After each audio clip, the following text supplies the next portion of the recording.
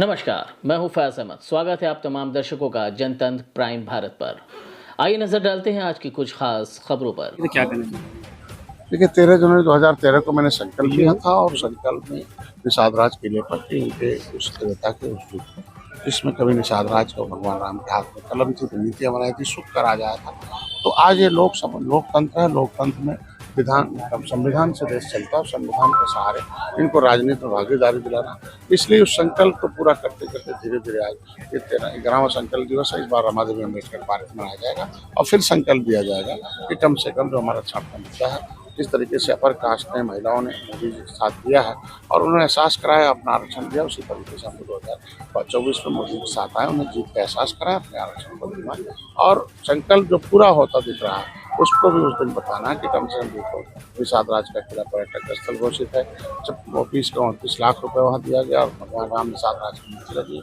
आज कम से कम जिस समुदाय के आज के दिन में निषाद राज के भगवान राम के मंदिर के साथ साथ निषाद राज की मूर्ति भी लग रही है और जिस समुदाय के जब हम लोग अपनी आवाज़ को इस मछुआ समुदाय का के तरफ ध्यान, प्रधानमंत्री मुख्यमंत्री उसके आंदोलन करते थे, बहुत कुछ करते थे, सड़क पर डंडे खाते थे, लेकिन आज कम से कम आवाज़ उठी, कम से कम मोदी जी ने चिंता किया और एक निषाद राज के वंशज कम से माझी परिवार के हर चाय पिए हमें अभिभूत किया है कि कम से कम समुदाय के उस गरीबी को देखा नज़दीक से और इनकी समस्याओं का समझ। जिस समुदाय का चिंता जो है प्रधानमंत्री करते हैं, निश्चित रूप से समुदाय का भला ऑटोमेटिकली हो जाता है। इसलिए हमारा समाज उन्हें धन्यवाद देता है।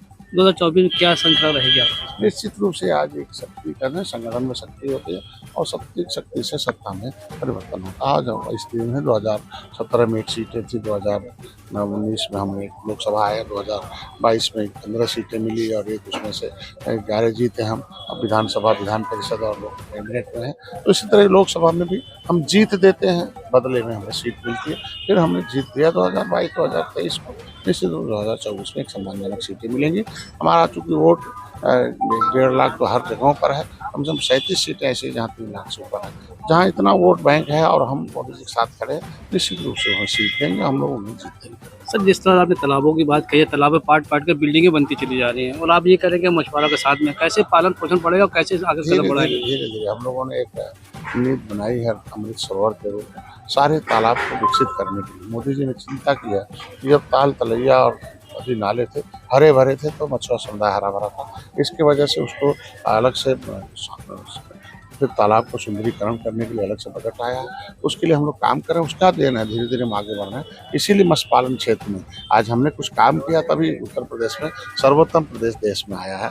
तो इसलिए आगे भी हम बढ़ेंगे और अभी आज कल आपने देखा होगा नियोजन में हमारे 1 ट्रिलियन की मीटिंग हुई, उसमें हमारा मत्स्य क्षेत्र अच्छा खासा प्रदर्शन करा। तो आज जहाँ जहाँ संज्ञान में आ रहा है, तालाब जहाँ पटे हुए हैं उसको हम लोग कब्जे हटा रहे हैं और फिर से उसे तालाब मंदिर का निर्माण भी शुरू हो गया 22 तारीख को है, कैसे देखते हैं? 2022 देश के लिए बड़ा गर्व का विषय है और एक ऐसे प्रधानमंत्री बहुत हुए, लेकिन कभी कोई राम मंदिर को देखने नहीं गया।